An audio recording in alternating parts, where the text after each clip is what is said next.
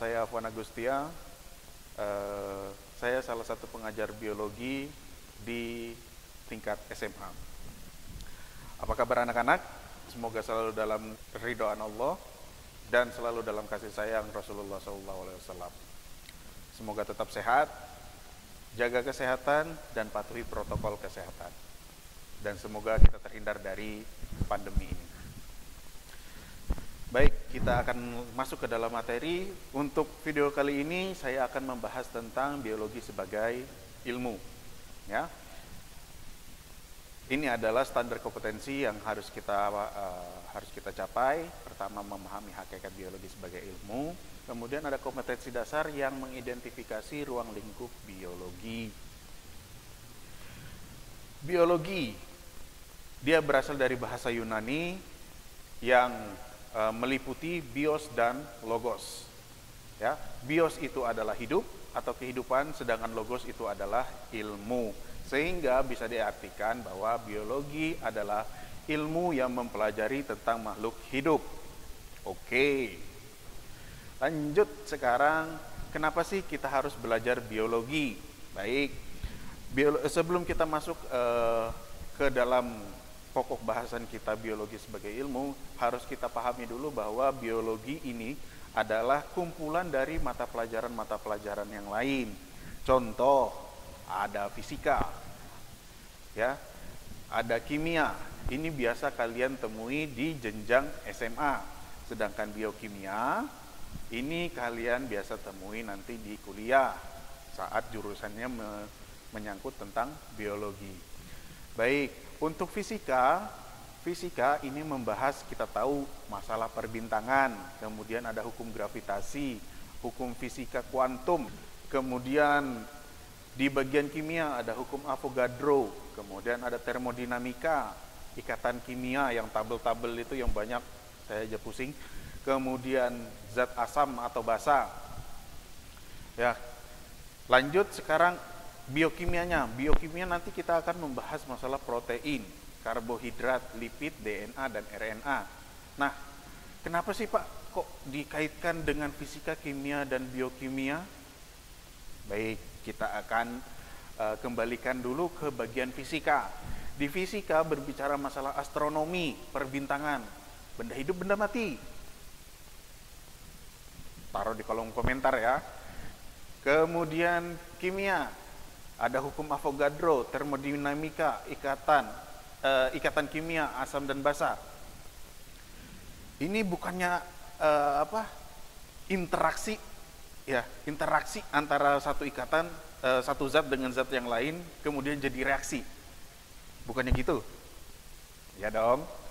Kemudian selanjutnya ada biokimia, protein, karbohidrat, lipid, DNA atau RNA.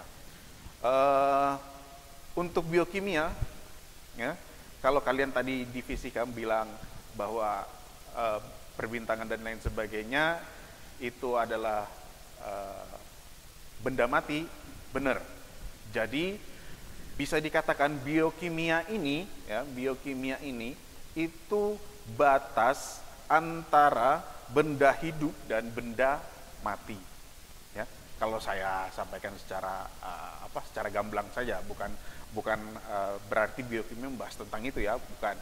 Cuma ini sekedar membahas kenapa sih harus belajar biologi. Jadi dari mata pelajaran tersebut bisa disimpulkan bahwa biologi merupakan aplikasi, ya. Biologi merupakan aplikasi dari ilmu fisika, ilmu kimia, dan ilmu biokimia untuk makhluk hidup. Ya, jelas ya.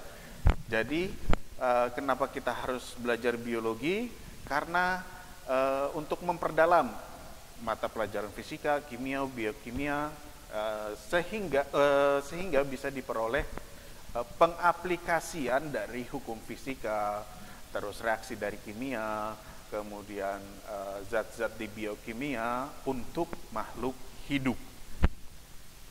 Sampai sini jelas ya? Oke, kita berlanjut. Apa sih untungnya belajar biologi? Nah, ada yang pertama, memahami diri kita dan kehidupan di sekitar kita. Kalau kita memahami diri kita dan kehidupan di sekitar kita, otomatis kita akan lebih menghargai lingkungan sekitar kita.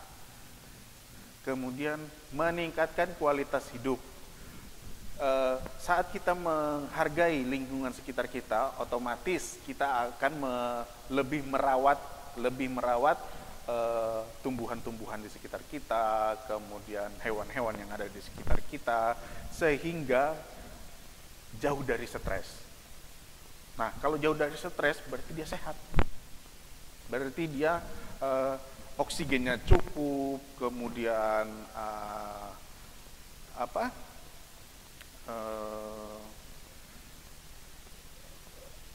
tidak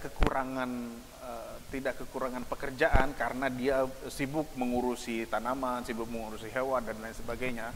Ya, jadi untungnya belajar biologi ini mampu meningkatkan kualitas hidup, kemudian meningkatkan pengaruh positif terhadap lingkungan. Saat kalian sudah memahami diri kita dan kehidupan di sekitar kita, kemudian dengan memahami itu, kualitas hidup kita terjamin, sehingga pengaruh positif terhadap lingkungan itu lebih besar. Contohnya, tidak menebang pohon sembarangan, sampah berserakan cepat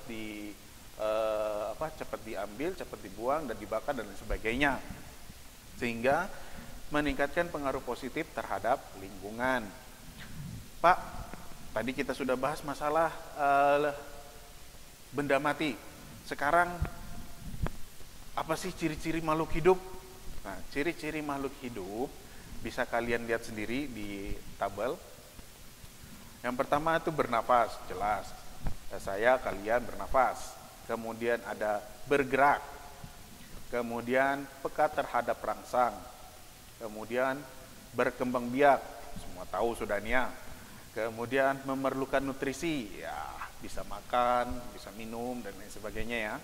Kemudian tumbuh dan berkembang, dan melakukan adaptasi terhadap lingkungan dan melakukan pembuangan ekskresi ya. Baik, itu saja untuk hari ini, dan semoga suka dengan videonya. Kemudian kalau ada yang kurang mohon diisi, master-master mohon maaf,